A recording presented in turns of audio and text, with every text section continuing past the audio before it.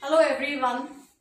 In the last lecture, we formed a new set G by H, and in that we defined an operation of left coset multiplication, and we also proved that that operation makes sense, means it is well defined if and only if H happens to be a normal subgroup. So having said this, now let us prove that if H happens to be a normal subgroup of G, and then we look at the set of all distinct left cosets of H in G. We take the collection of all distinct left cosets of H in G, and on this set, if I define the operation star as AH star BH equal to ABH, which is again a left coset of H, and this operation is called as left coset multiplication. We will now prove that this set with respect to this operation of left coset multiplication is indeed a group. So we will have to verify all four properties of a group, starting with closure property.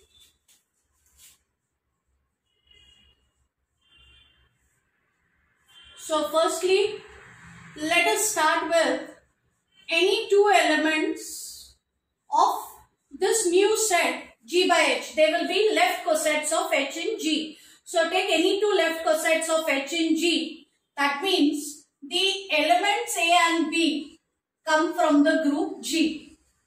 Now look at AH star BH.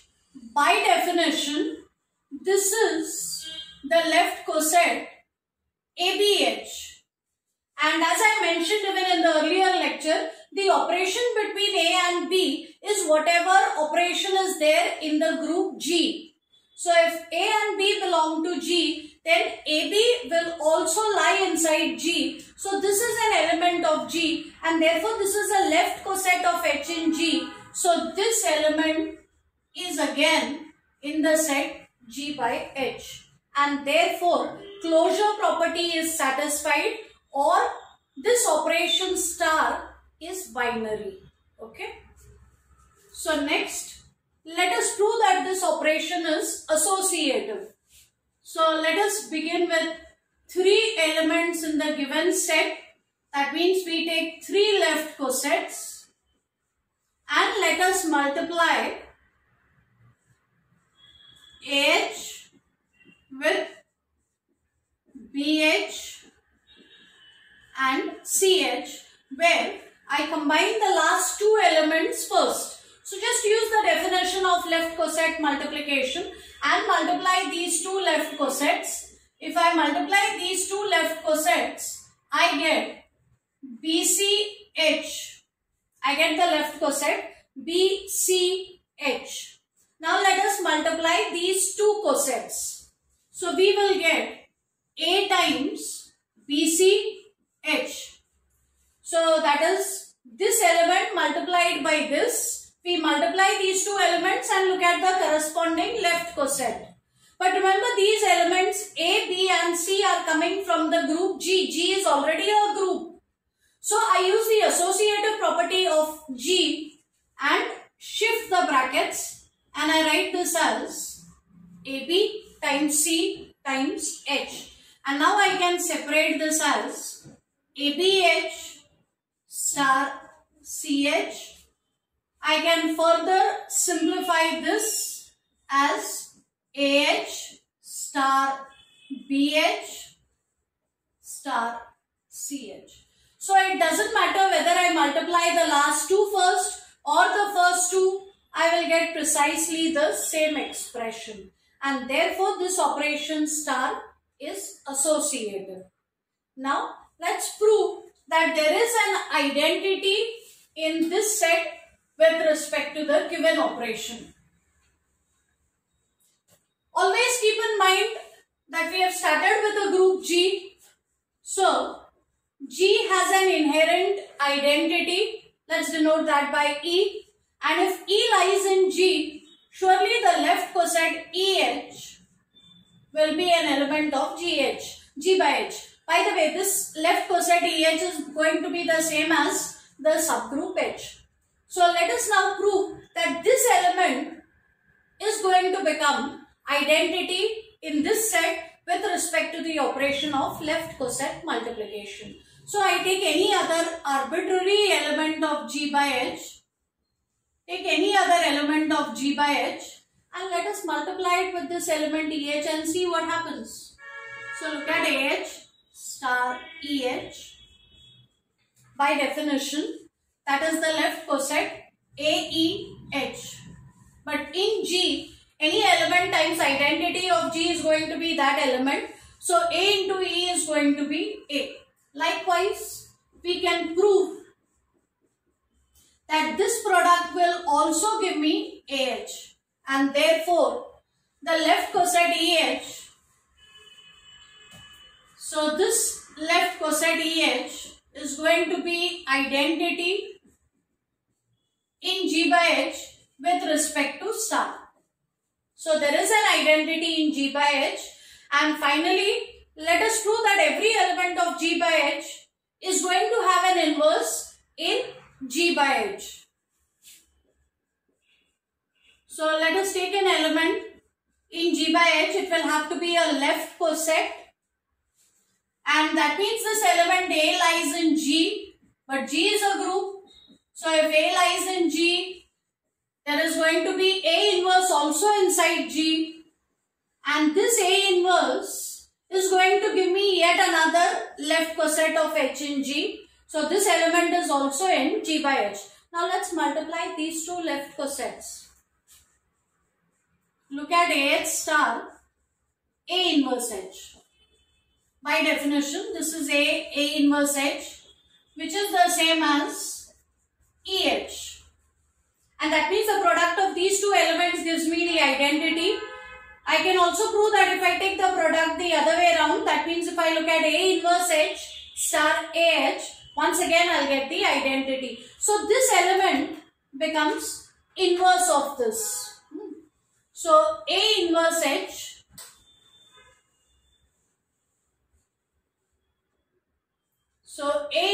H is inverse of AH. So every element in G by H has an inverse in G by H, and therefore G by H becomes a group with respect to the given operation. And this group is called as quotient group or factor group of G by H. So let me also give you the definition. I have the advantage of the board. So remember, the idea here is you cannot have only a subgroup, otherwise the operation may not be well defined.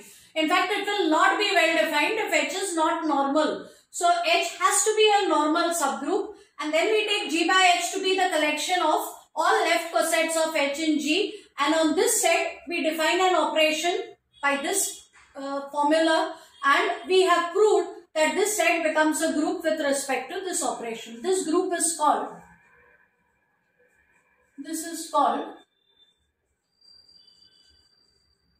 factor group. This is called factor group, or it is also called as quotient group.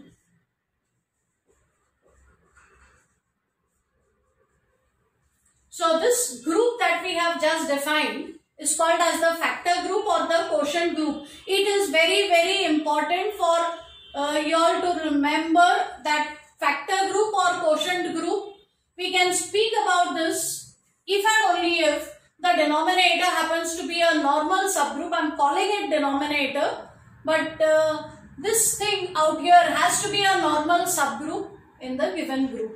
Without that, you cannot have a quotient group. So let me also mention a few things that we observed in this proof. I will give them as note over here. The first thing is, because this is a different set that we are dealing with, remember, as I mentioned, the elements are a little complicated. Every element in this set G by H is itself a set.